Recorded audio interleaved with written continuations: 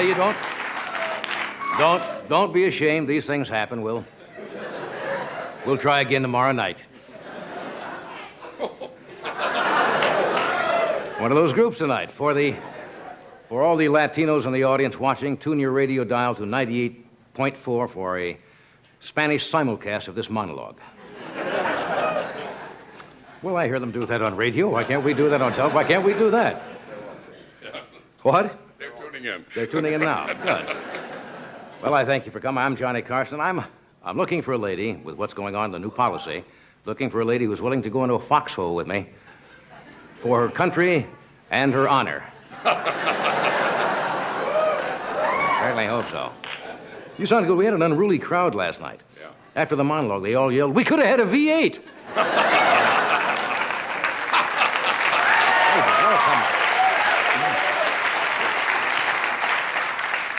Before we get into the show, I have some other unsettling news, and I don't want you to panic here in the studio. But one of our guests is Jim Fowler, noted zoologist and animal trainer, and somehow this afternoon during rehearsal, his 300-pound boa constrictor got loose.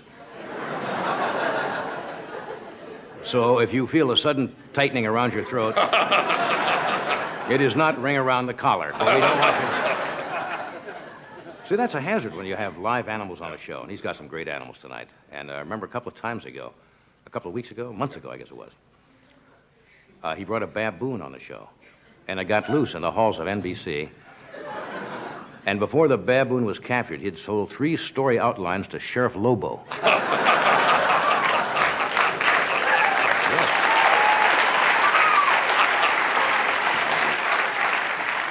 And had his own executive offices here with a secretary.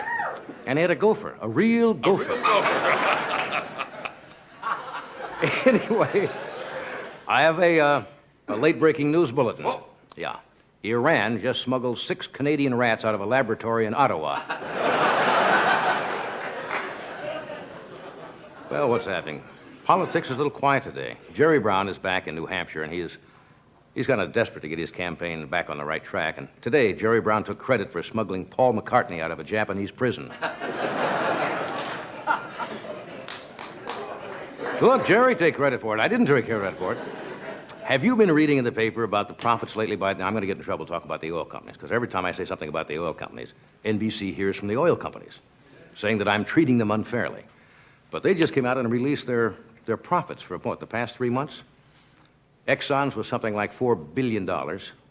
Shell, Texaco, Mobil, all were in the billions of dollars. Not millions, billions of dollars. But the oil companies are claiming they only make 2 cents profit on a gallon of gas. Now, no, you see, what I don't understand is, if they're only making 2 cents a gallon, why are they blowing it on all those ads? Those big full-page ads. I don't understand.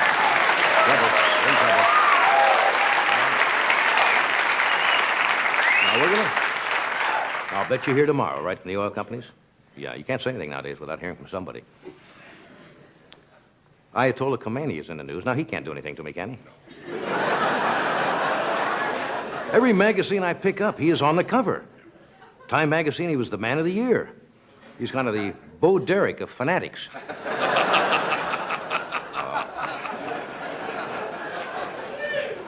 Well, let's see. Politics again. Senator Kennedy has brought his campaign home for this very critical test for Ted Kennedy, because he's back in New England. And a lot of people said he was going to get out of the race. He said he's not. He's going to go the whole distance. It's a little early to rule him out, because he has strong support from the governor of Chicago, who is Jane Byrne. But meanwhile, Richard Daley is keeping his options open. Daley's holding out until the dead vote until the convention. Then he may... See, Mayor Daley passed away. Like I just did.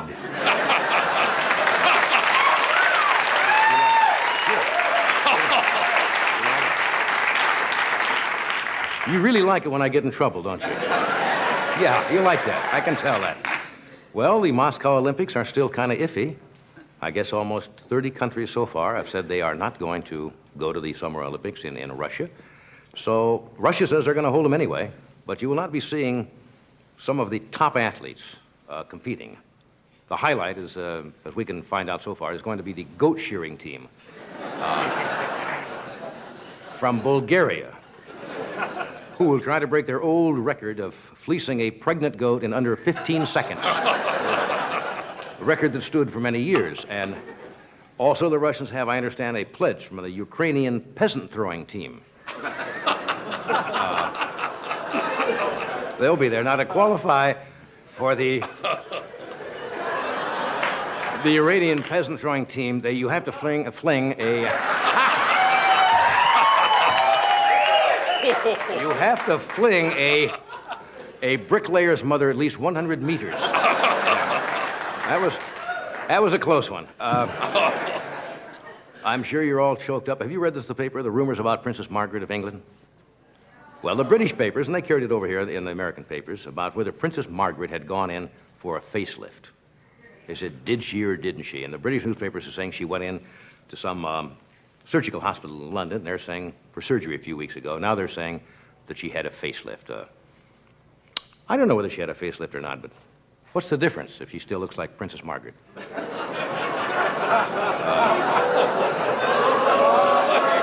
I mean, she's... Look, she was having trouble. Now, come on. She was getting a little bag under the eye there. Now, she went to Heathrow Airport in London, and the porter tagged her face.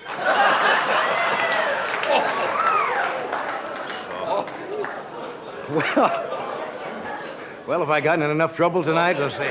Hey, we got a good show tonight. We have Mr. Michael Landon is with us tonight.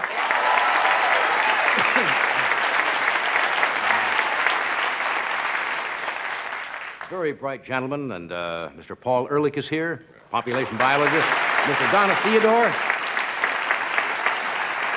Great gal who can really sing. Donna Theodore is here, and Jim Fowler. Now, Jim Fowler, you must remember, he was an animal trainer, and he designs animal zoos and so forth. And he used to be, for many years, if you remember, Mutual of Omaha's Wild Kingdom.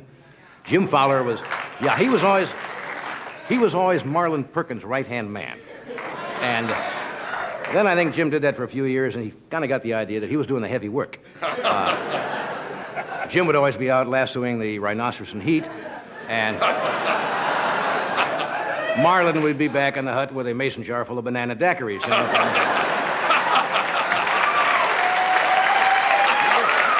I don't know. No. I can't prove that, but I remember Marlon saying on one thing, you know. While Jim is in the jungle trying to give the giant killer gorilla an enema, I'll stay back here at home base and monitor his activities. You betcha. Okay, so Jim is here with some animals, and we're all here. So thanks for coming, and we'll be with you later.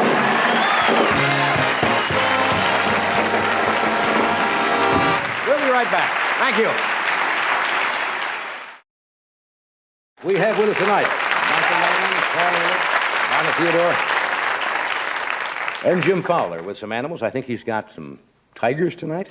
He's got some tigers that you held when they were little cubs. That's what I hear. I've not seen them. I don't like to go back and look. I like to be surprised. But several months ago, I guess about half a year, he had 6 or 7 little lion tiger cubs. Yeah. Were about this big. He's got them all back here tonight. They have grown. Who they have been eating, Jim said, since then. That's right. They've grown up. They're teenagers. And he's got some other wild things. A vulture, I think. Yes. Mm-hmm.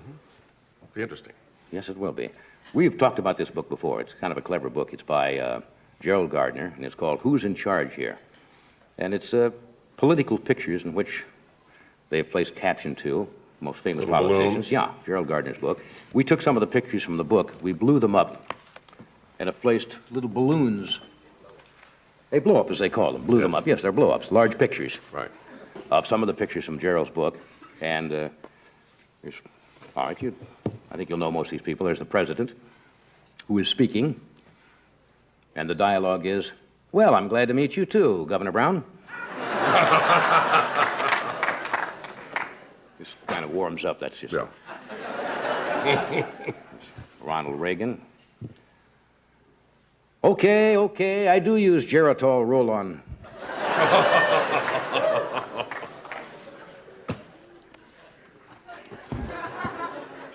Did I mention to watch the monitors during this? I think what they might do, mentally, they could put those words inside the little balloon. That might help. Yeah. That's right. Yeah.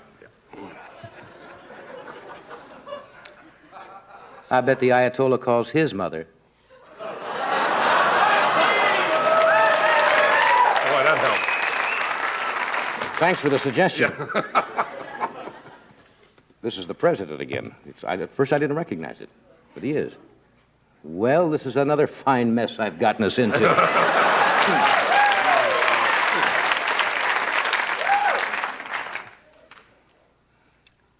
I don't know what they put in this pipe, but I'm starting to like bacon.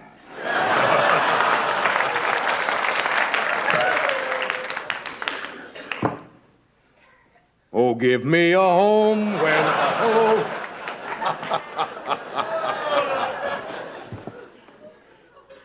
Actor wanted, leading type man.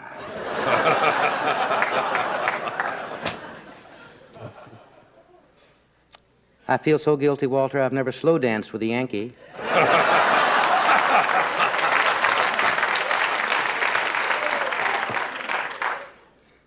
Did anyone ever tell you had a beautiful eye?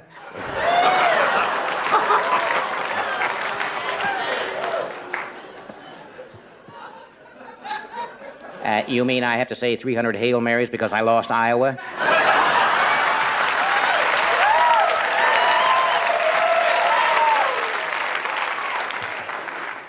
You have to look at this one carefully. Well, this is the last time I buy a suit from Doc Severinsen.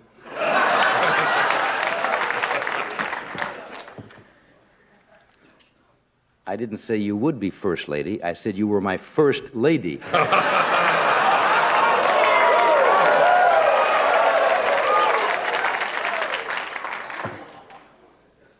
New Hampshire? I thought the first primary was in Hawaii.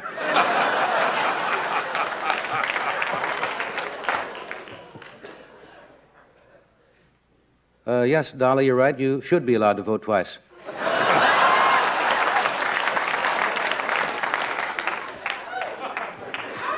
It's Gerald Ford. I think I've located Poland.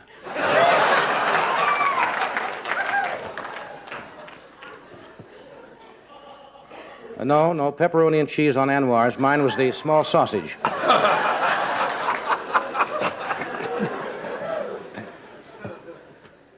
Well, Jimmy, let me get this straight.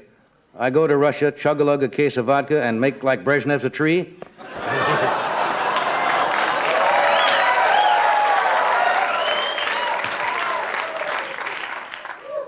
Dear Mom, please send me bus fare back to California.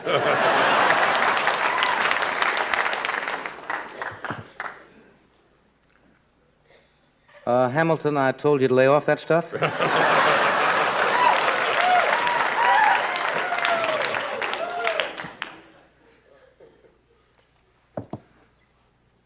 Well, what do you know? I actually did whip his... They won't let us say it.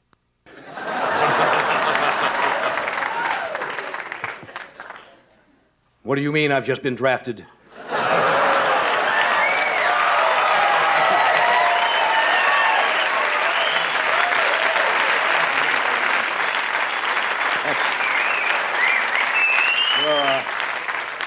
There are a lot more in this book here by Gerald Gardner called Who's in Charge Here. We have tonight Mike Landon's with us, Jim Fowler, Paul Ehrlich, and Donna Theodore.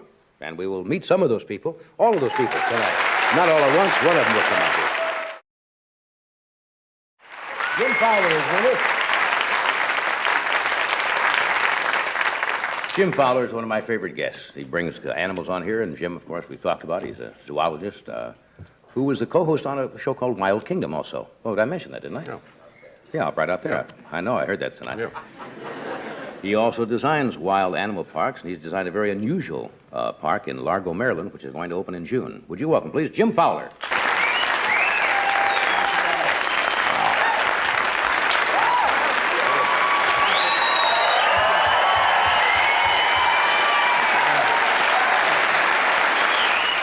Jim seems to be breastfeeding some animal here.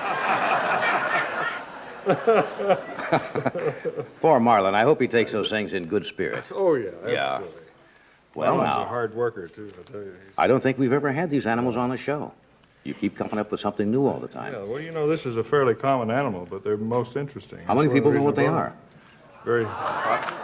The possum. Possum or opossum? I've heard various things. It's the opossum. Uh-huh. But They're very...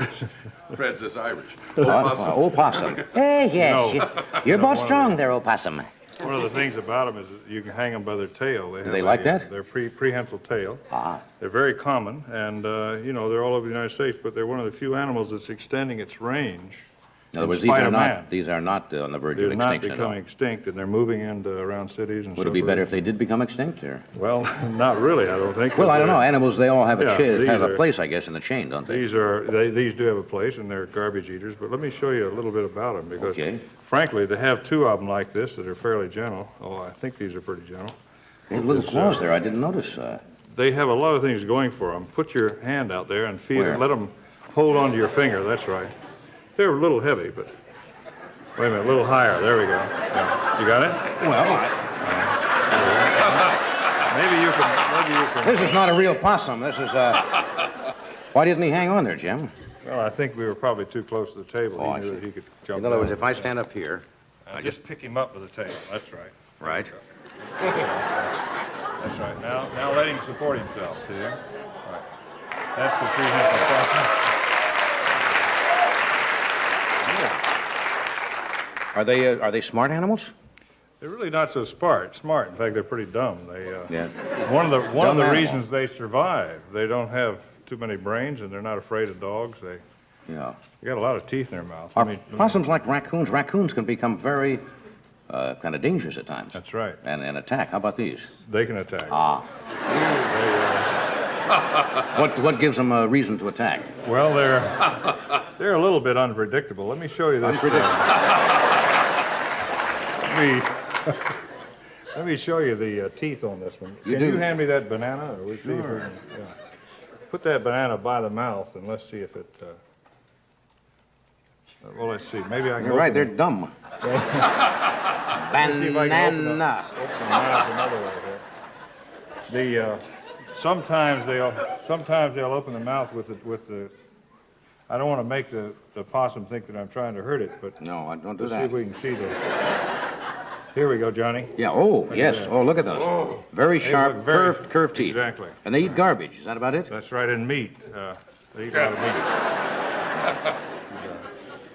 meat. Where does that term come, playing possum? Does that have to do with this animal? That's this animal. What they do is if they're attacked by a dog or some animal, well, let's say a human being, Right. they'll roll over and play dead, and it gives them an opportunity. If the dog walks away, then Get out they of my get coffee. up. Get out of my coffee. Get out of my coffee.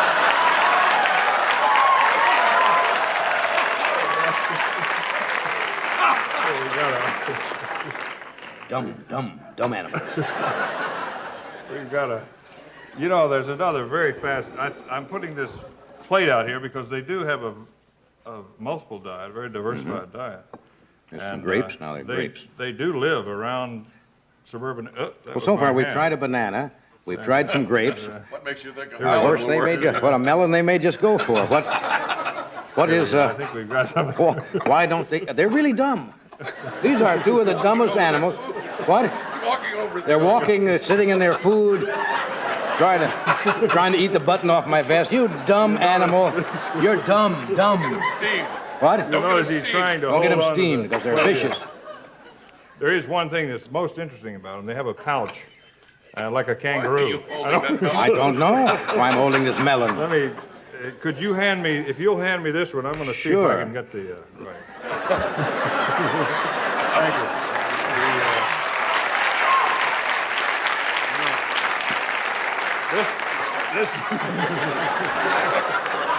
This does not like to be held. Any animal that likes this is dumb. I'm not hurting this animal, right? They must understand that. They You're not like hurting this. That's how dumb they are. Let me show you this one because. Is this they dumber have than this one? They have a pouch. They have a pouch like a kangaroo. I think you can find it if you look. I don't want to look for it. Jim. That's not it, is it? What? This is not it, is it? Uh-oh, this is.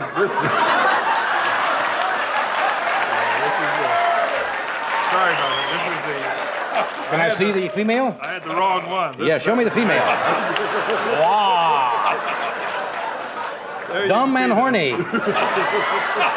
Yes. There's the pouch right the- there. see the pouch? Right there, it's a little It's pouch. just like a And he has kangaroo. got my fingers, and he's got very sharp claws Uh-oh, on my I forgot, fingers. I forgot to tell you about that.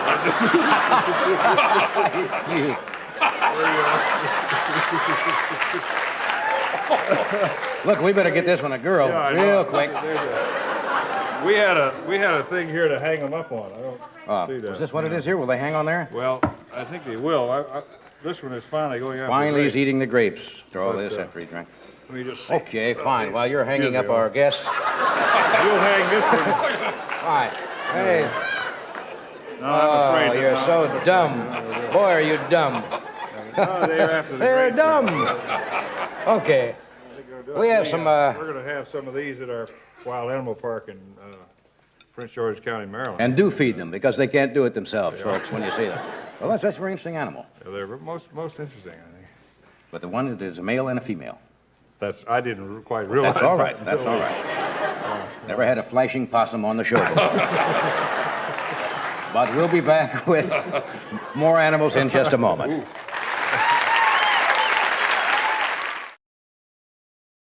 Okay, we're talking with our first guest tonight. Later on, Mike Lanning will be with us, Paul Ehrlich, and Donna Theodore. Well, let's see what Jim has now.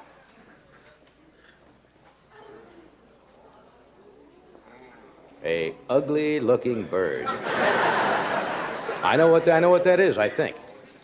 That is a vulture, is it not? Exactly. It's had one, in this case, one dumb animal. This is, I must admit, rather ugly. Yes, it is. The dumb and the ugly. Yeah.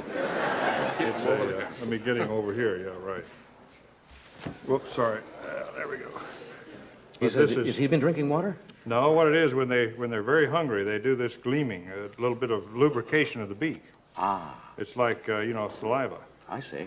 And So he's obviously hungry. Very, very hungry right now, yeah. Now, this bird is only found in Africa, or? No, this is actually North America. This is the Why did I always turkey think it was? vulture. I guess I've seen Yeah. so many. Well, they're associated very much Right. with Africa. This is the old buzzard. And they eat carrion, don't they? Right. I said turkey vulture. This is actually a black vulture, which Right. is another. There are two kinds in North America, and they eat carrion. Carrion is Right. only dead meat. Exactly. Why is that? Well, nature has various things to absorb the energy and the protein that's left over, and Right. vultures fill that niche. They go down and Keep the feed plain on clean on the and- carcasses. They clean it up. So the garbage keepers of the world. Yeah. And they do eliminate disease that way. They have a lot of protection against disease, by the way, so contrary to what a lot of people think, vultures do not spread disease from Right. cattle to cattle and that sort of thing. Why is They, it that? yeah. Excuse me. Well, When I've seen film sometimes, you will see if there is a wounded animal, Yeah. or even a human being in movies, they always show vulture circling, and yet the animal or the person is not dead. Right. Do they sense that, or? Until a few years ago, they really didn't think that vultures had a sense of smell. There is one other vulture that does. Most vultures do it by eyesight. They soar around about 5,000 feet high, and they're so familiar with their territory. Mm-hmm. It's like once you know a city in which you live, you can pretty well tell from the signs what's happening. Right. So they look at each animal very carefully, and if they see one hanging back behind, they start Maybe following wounded along. or something? I see. And they also see other predators going making a kill. These will follow lions in Africa, for example. Right.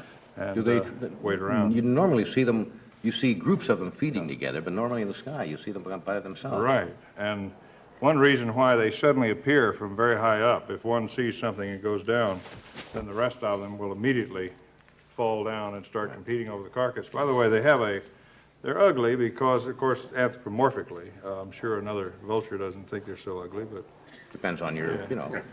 Another vulture, she's probably a doll. Or right. Well, one reason is the naked head.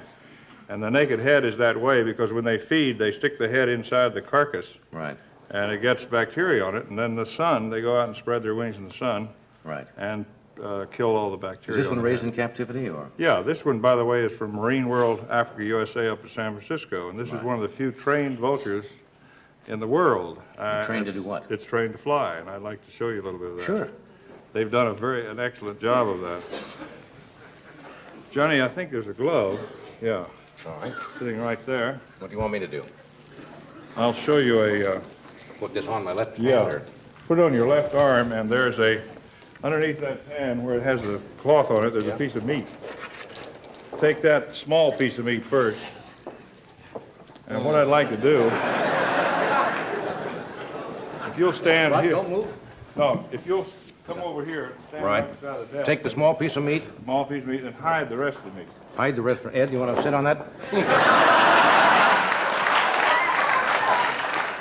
What do I just hold it up here on my Now, fingertips? look, yeah, there's one thing you got to do, though. You got to hold that in front of you. Whoop, wait a minute now, look. You got to hold it higher than your head. That's right. Very good. Now, I'm going to try something that...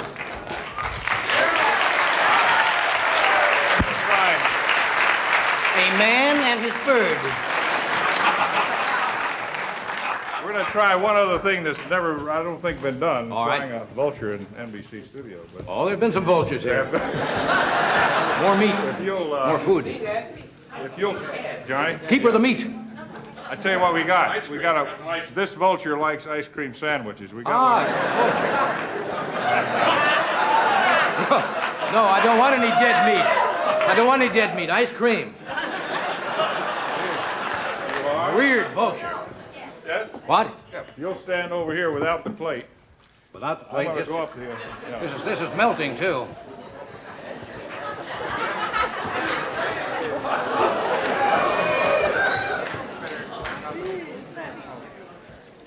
Are you ready? That's ready. Give a whistle. What? Give a whistle. I can't... Here, vulture. I don't know how to whistle. I think maybe the lights. Let's see. That's right. He's looking. All right, look. How about taking a piece of meat also? Put the ice cream down.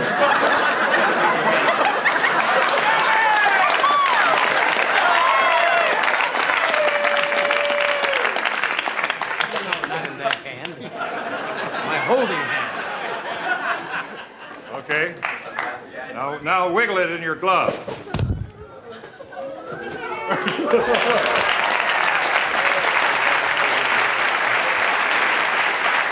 Okay.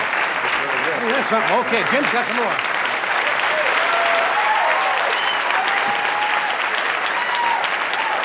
Okay. That's super. Watch the way he's sitting right there. Okay, will he stay there? Yeah, now you'll see how efficient they are at eating the Now meat, look, right? look at this. They're designed with a beak. Now that's a chicken bone, and he's Right. cleaning the... He can't swallow that bone, can he? Yeah, they swallow it whole. It's much better that way. It's more The whole competitive. bone? It's so competitive around the dining room table that they actually swallow everything and then go up and digest it later. Oh, I see. Now, But this is, like I say, this is one of the few ones that's been trained, and they will bite you after they finish eating. So Fine. take your glove off if you don't mind. Might be a good idea, yeah. They will go after you. Why would they bite you after you fed them? Well, you get them started and they don't want to stop. That's a big problem. Okay. Okay, you want to take... Is there a name? Has he got a name? This is named Igor. Igor. This was used in the. This was the vulture that starred in the Addams Family series. Oh, yeah, the one... right. Oh, isn't that Very crazy? well known. And by the way, it's 20 years old. It's incredible, yeah. Okay, we'll be They've right done a back good with some job. tigers for you after this.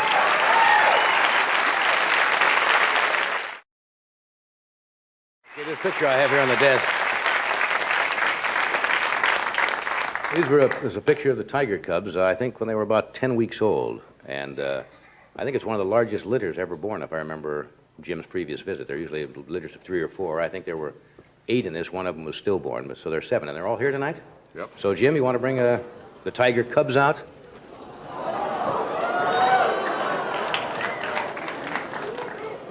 Is that Mama? No, this is not Mama. This is little That's baby. one of the This is cubs? little baby, right? The one. I thought that was the mother. Exactly. It looks like that. I don't believe that. Fantastic. In I- one, oh. in about 9 months. I seem to have startled the tiger. Come on down. You can. Whoops. These are being handled. These are, of course, at Marine World after USF. Again, they're San Francisco. That and they was have that been- same lion cub that I was holding? Exactly, and they've been continued to be handled. They're on chains.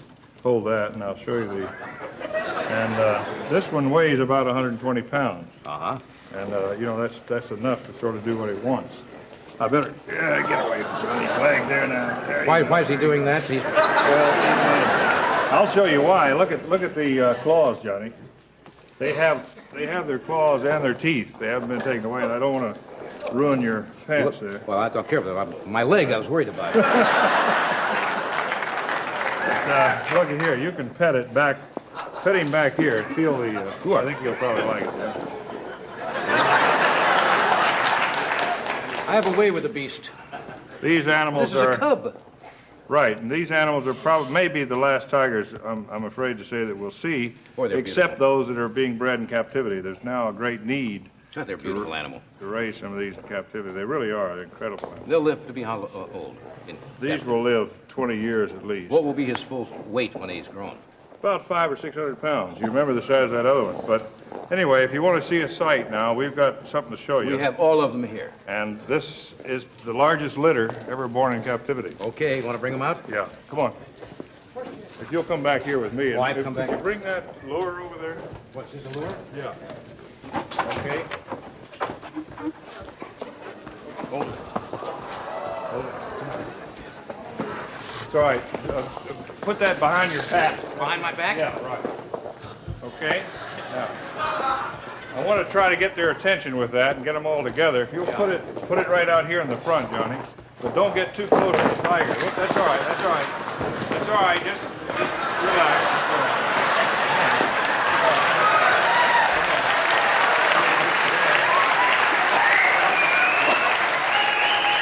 Just leave it right here a minute. I'll tell you what happened. If the audience would be a little quiet, I'll tell you what happened. They saw their images in the mirror. But if you'll leave it right here, I think you'll see that they'll, We have mirrors on both sides of the stage here, right. and we didn't count Well, that. they just suddenly saw their reflections. So there you are, folks. I think you'll 14 see though, tigers. Johnny. If you will just let them sit that, I think you'll see here in a minute. All right. They're going to probably try to make a little reaction to this. Now, these are all of the same These litter. are all the same litter. 1, 2, 3, Incredible. 4, 5, 6, 7. Right. Okay, let's put you back here. You're not scared now. These are very, very, very gentle. Right. And I want to show you the power that they have.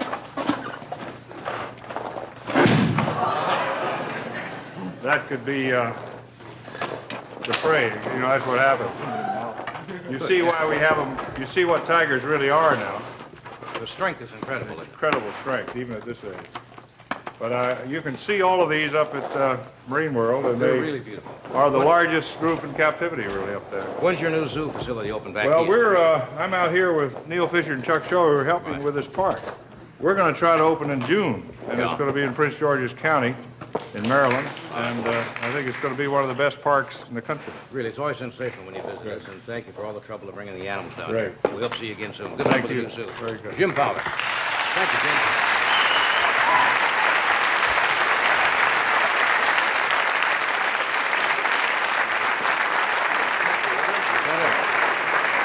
We're getting a picture of that. We have a cameraman here. That's going to be quite a picture. That's something you don't see very often. And they're still only 125 pounds apiece, and they're going to weigh about 500. Oh. Okay, Lot Michael of Landon power. will join us, Paul Ehrlich, and Donna Theodore right after this.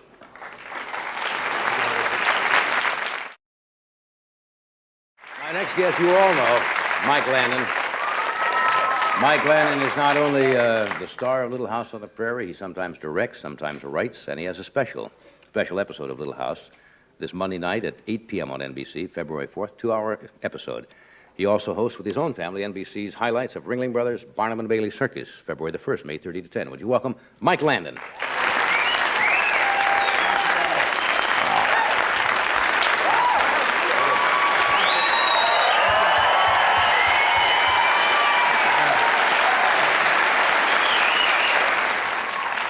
We have theme songs for every occasion. I've noticed that. Orchestras primed. as soon The as you animals, walk the out. animals. You like that? Aren't And those you beautiful? follow that with a werewolf. Incredible. Aren't those gorgeous?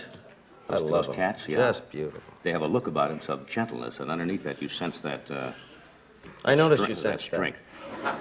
think you sense it more than animals most can people. read you very quickly. Yeah. The fear lurking in there, and they go right for the face when they sense that. How you been? I've not seen you for a while. I've not seen you since you were here last. That's the truth, John. You haven't seen me That's since right. I was here last. I don't want to bring this up, but I know you have a loyal audience. I know they follow the show. I know Yes, the we show do. means a lot to people. Yes. Tremendous amount.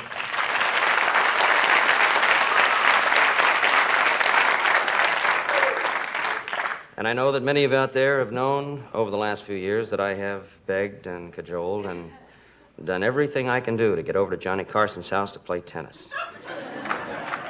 And the last time I was on the show, John said to me, "Let's do it." That's right. I haven't been there yet, guys. I lost your number. No, you even forget the conversation. Did we talk about that? We talked about it after the show. You said, hey, do you really want to come over and play tennis? Because we had said Saturday. Right. Right? I said, John, I wouldn't, do that to you. And you said, good, and went to your dressing room. Well, you see, I always think you're coming to be nice, and you don't really want to come. That you're just doing it to say, sure, I'd love to play tennis, but you really don't mean it. You asked me one time, and I was working on Little House. Right. I mean, it's not, we don't have the same situation. A guest pa doesn't walk in every 3 days and...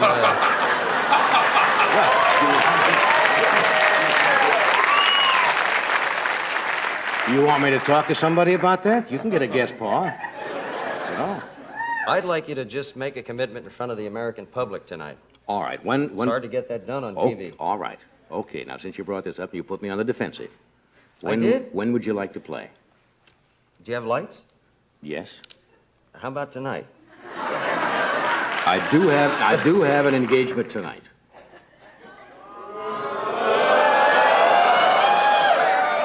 I can prove it when Paul Ehrlich. I'm going to have dinner with Paul Ehrlich tonight and his wife. And How my long wife. can you eat? Well, you can't play that late. You're on the set. Now, when's your next available date? You brought it up now. Sunday. Busy. Could I just go to your house and be there when you get home? Busy. All right, this Sunday? Got it. You want to play this Sunday? Absolutely. At my house? Absolutely. Okay. Now, that's... What? I don't have to write Write it it down. We got it on videotape. That's right. The whole... How was your game, by the way? I beat you the last time we played. You didn't beat me. Oh, yes, I did. In La Costa. I'd only that why played the you haven't game- invited me I'd back? only played in the game 6 days. No. La Costa. We played doubles in La Costa. That's right. I'd played for a week. I just started. That was 5 years ago. Oh. You any better? I'm busy Sunday. No, you play well. You play the game well. But now it's a date. Okay, great. Okay, Sunday. Well, that's all I came for. Early in the morning? Or... Anytime you want, sure. Okay. I'm up at 5. I'll do the milking and be right over. Slop the cast and You be right bet. over. You're doing a two... Did you write this one, or you directed it, or you just... Yeah, I wrote it and directed it, yeah. Yeah, 2 hours. 2 hours. Special Little House on Monday. You know, it's amazing to watch that show over the years. The kids grow up and get older. Oh. And the show takes on a different dimension, and people really get hooked on it, don't they? Yeah, and the kids have just come along so Right. tremendously in their performances and their acting ability, and they love it. And now marriage age, right? Right. Yeah, we've got Mary is married, and Right. Laura will be married very soon. What's going to next happen when the season. kids all grow up and leave the house? Are you going to rent kids, or... Oh, no, we still have... You still got the... Oh, yeah, sure. We still have teeny-weeny kids. Go for years. It's not like... Could be like the Cartwrights. It's a good show. You know. It's a damn good show, and you do it beautifully. And we have a brief film clip of the show coming up on Monday, the 2-hour show. This particular clip... Want to show the clip first? You'd rather do commercial first? Oh, let's go to a commercial. Why don't we go to a commercial, right? So you can't step out when you're doing a scene in Little House, and right in the middle of it and say, hey, we'll be back in a moment. And, you end your scene nicely. We just interrupt anywhere. That's perfectly all right. Rudeness is our byword. Well, we have a message from Alcoa. Then we'll be back with the film clip.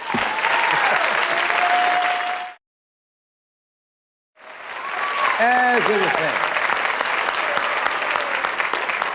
as I mentioned earlier, this Monday night, February the 4th, 8 o'clock, Mike has got a special 2-hour episode. Could you fill us in a little bit about what is concerned? Yeah, this particular clip that you're going to see features Melissa Sue Anderson and Matthew Laberto, 2 of my children on the show.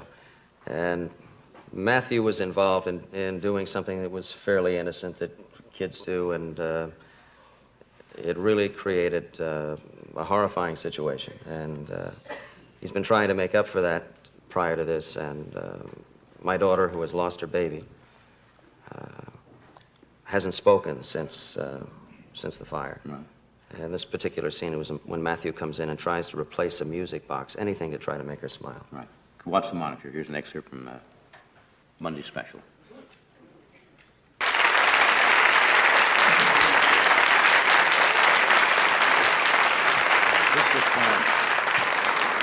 This looks like a 2 Kleenex episode, right?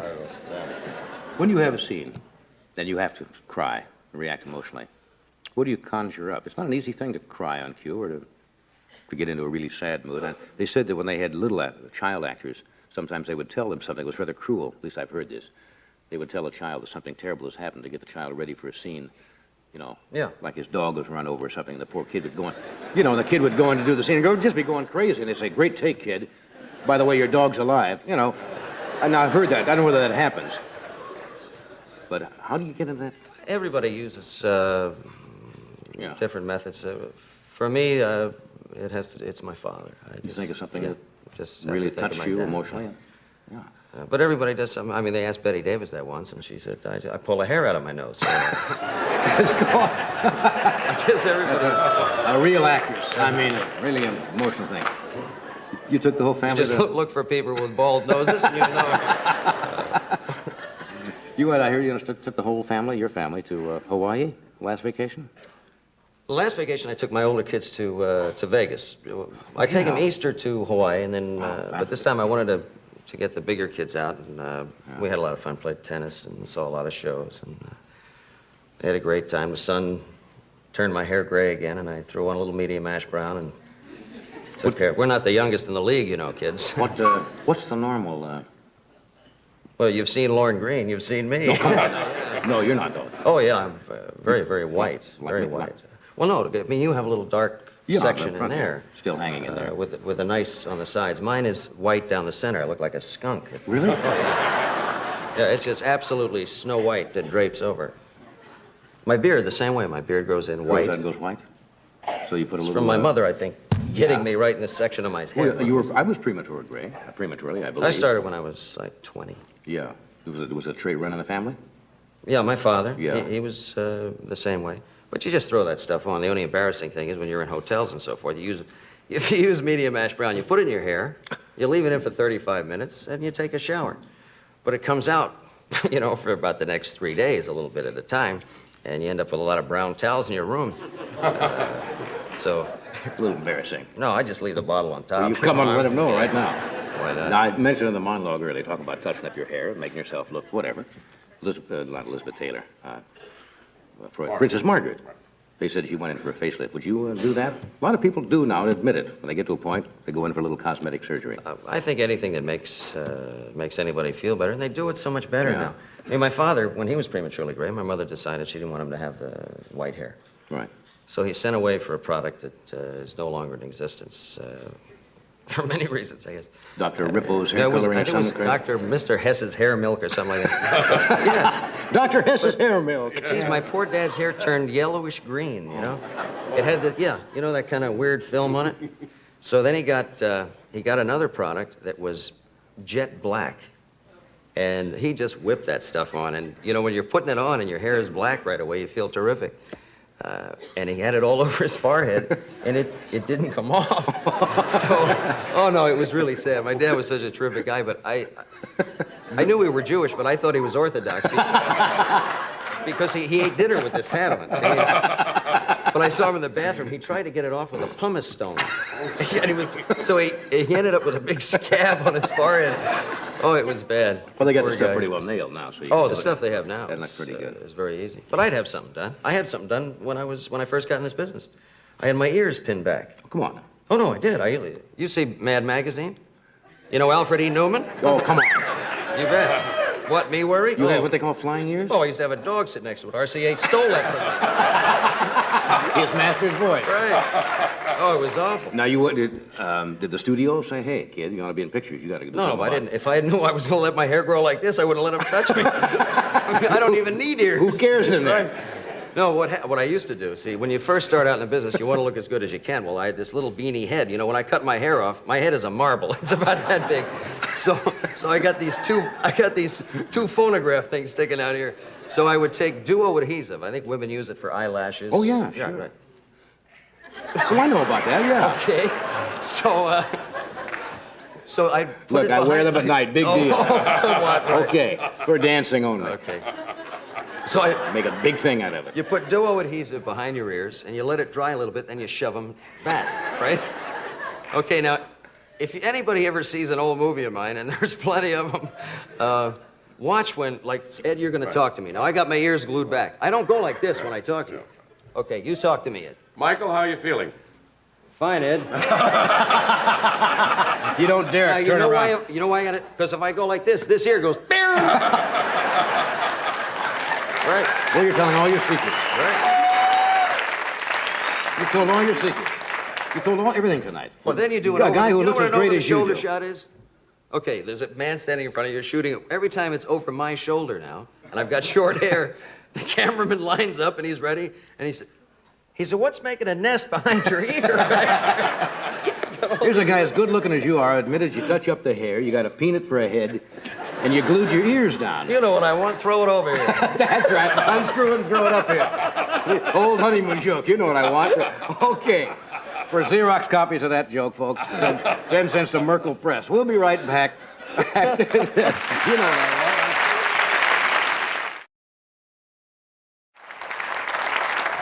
It was about 10 years ago this month that Dr. Paul Ehrlich made his first appearance on The Tonight Show, and it elicited probably more mail than any guest at that time we have ever had on the show.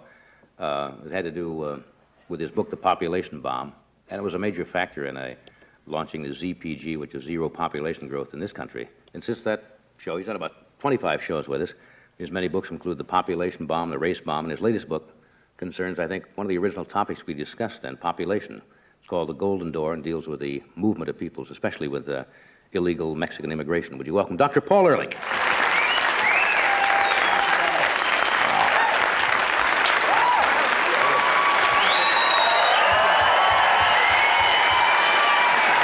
Yeah, time goes by, doesn't it? That doesn't seem possible. It really does not.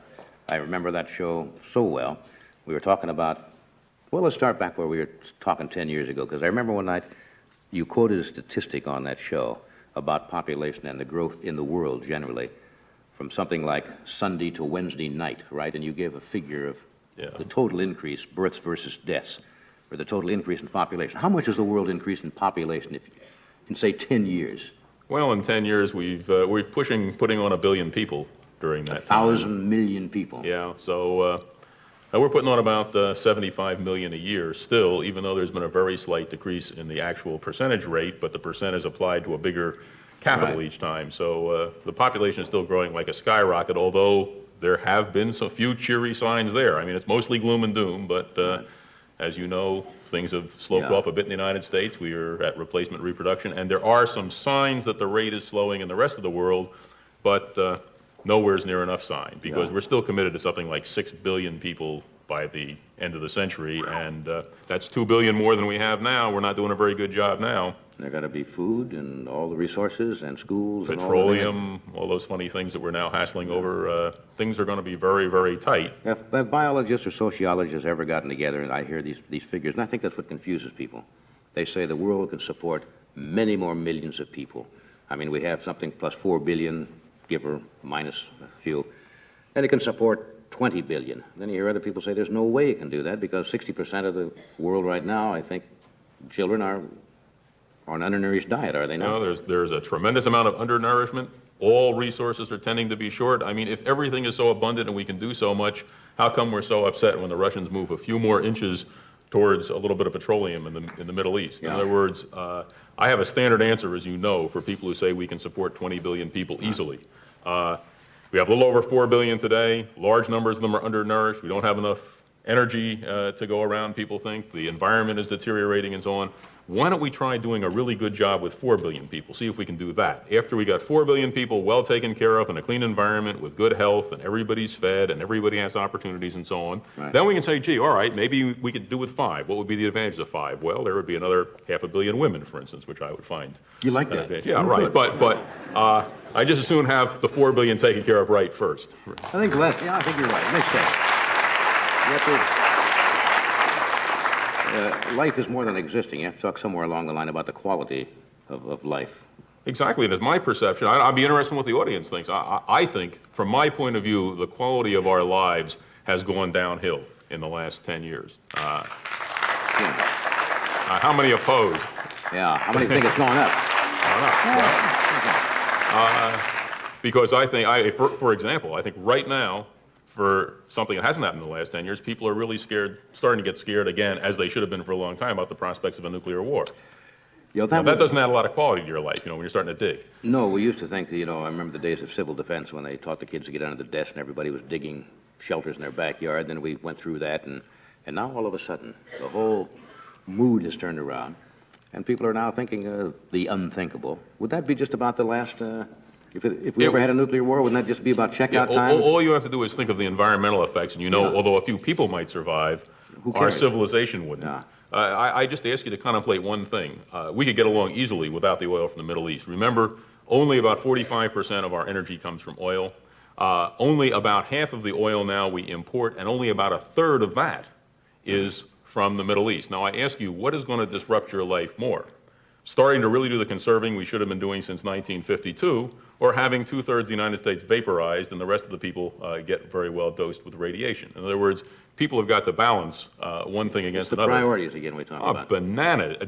First of all, one has to ask the question of, do the Russians really want the Arabs under their care in order to get the oil, since the Russians have plenty of oil? But do we really want to threaten to blow up the world over a resource which we know damn well is going to be gone in 20 or 30 years anyway? In other words, it's not like we're not sucking that oil out of the ground.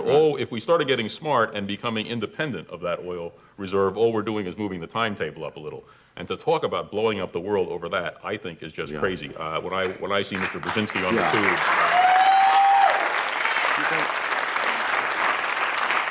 Well, let's get back to our old subject, nuclear power again. We've had the problem of 3 Mile Island. Do you think we're going to have to go that way, or we're going to have to go with the other methods? Well, let's put it this Including way. conservation. We're going to have to keep a lot of options open. Like many other people, I am very disturbed at the present state of nuclear power. I don't think it's an option we should forego entirely, but the thing that concerns me and most other people most about it is the fact that the way we're deploying nuclear power now, we're also essentially handing out atomic bombs to people to nations that don't have them, and Wouldn't they eventually get them to sooner people or that later? don't. They will get them sooner or later. The point is, we might buy ourselves 20 years to try and get enough politicians together thinking the right way to change the system so that if people, A, won't want them and B, won't need them. In other words, all you can do is buy time. But the critical things about nuclear power now are, number one, proliferation. We don't want to hustle bombs to everybody. We don't want the Ayatollah to have one 1 minute before he has to, right? There's even a small chance we could keep it away from him and he might disappear before he gets one. I think that would be nice. Yeah. The second big problem with nuclear power really is plant safety, and I think all Americans understood the public relations extravaganza the nuclear industry put on for us at 3 Mile Island. If they believe that, wow, it really shows how safe it is because we only came within 1 hour of melting it down, well, all right, then believe it. The third thing, of course, the other two things that are of concern is, do we want more highly centralized energy systems, which nuclear means in a world of terrorism, and the problem of waste disposal. I happen to believe that problem is probably technically solvable, but there's been so much lying and deceit in the nuclear industry about it. I think even if you had a solution that we all agreed, all scientists agreed was a good one, nobody would want it next door. Nuclear waste is something that everybody is in favor of having nuclear waste stored in somebody else's backyard. Yeah, Nobody's standing up waving a flag saying, put it here, put it here. Why don't we Yeah, take it to Nevada? Yeah, And then the right. people in Nevada say, wait a minute. What do you mean take it to Nevada? We're living out here. Exactly. Yeah. What do you think? Now, you hear this, I don't know if this is in your area of expertise or not, but they make a lot about, gasohol, mixing alcohol with gasoline. But you hear conflicting reports that the energy required to produce the alcohol in large quantities is more energy than the alcohol will save. Is there any? Well, that is not directly in my area of expertise, but what I can say about it is this. You want more energy fast, in a sense. The only way to get it is conservation. After all, in gasohol, only 10% of it is alcohol. And that has to be produced by energy. Exactly, right? And you've got there are other problems with it. Now, it's a nice little tiny supplement, but you're not going to solve our energy problems by replacing 10% of our gas, even if you could do it all with alcohol. Right. Personally, I would prefer to use a little less gas and drink the alcohol, but that's just First thing yeah, first. right. You mentioned the last time here about the Golden Door that even though we've decreased we have replacement population in this country, the problem of immigration in this country, illegal immigrants especially, is still causing us monumental problems. And the potential there is enormous for trouble because we have reached replacement reproduction, which means if we hold our family size are a little under 2 children, we'll eventually reach ZPG as far as natural growth is concerned. But Americans are now concerned, what do we do about immigrants? And this is a very serious and complex problem because we compassionately want to let people into the country. At the same time, if you, like every sensible American, realize that we have to have a finite population size, we have to stop growing sometime, we have to decide how many people we want. Once you've reached ZPG and you want to hold it there, every time you let in an immigrant, you're trading off a birth. In other words, if you don't want to grow, you can have so many immigrants plus births. Right. And so every additional immigrant means a birth you're going to forgo, or every additional birth is going to be some refugee you're not going to let in. And we really need a national debate on this entire issue. There's been a lot of scare stuff about the Mexican immigration problem, which I think at the moment is much too scary. But what we need is a sensible debate to do something to adopt the right kind of policy so 5 years from now, we don't get in much worse shape. Mexico's agriculture is in terrible shape. She has got a tremendous degree of and underemployment. There's going to be a lot more push of Mexicans towards us unless we can help Mexico do the thing that's needed done there, namely to create jobs in Mexico. Yeah. They're already working on their population problem. We can't say, oh, they're not trying. They have a tremendous population program population control program in place, but we have to help them create jobs. And that's, again, a complex issue, but something that we can do if we want to do it. Is there any country, Paul, in the entire world that has yet achieved any stable growth of population? What country? Yeah, is there that? are various Eastern European countries, several European countries actually have reached ZPG. A couple are declining. People really get panicked when you hear, gee, their population is declining. Well, at 1% a year, you can afford a decline for a hell of a long time, if you're, particularly since every country is now overpopulated. It would be nice to have a decline in the United States. Nobody has ever suggested to me, outside of the additional women, an excuse for having 140 million people, or the additional men if it's a woman doing the an excuse for having more than 140 million people in the United States. With 140 million people, we fought the biggest land war in history. And People forget that we only had 140 million people in this country during World War II. Right, we've got 220 now. Now, if the U.S. population started to decline slowly, if we got our death rate a little bit above our birth rate and held it there for a couple hundred years, the fact that we were moving back towards 150 or 100 billion people wouldn't scare me a bit. It would mean that everybody's lives would get better in the long run because there would be more of everything to go around. There's a finite pie. The more mice you have nibbling at it, the smaller every mouse's share. Well, happy decade anniversary. Good to have you back again. Nice to be here. I hope we're with you often in the future. I wish we'd had a little longer time tonight. Mike, for Mike, it's this Monday night, Channel 4, at 8 o'clock.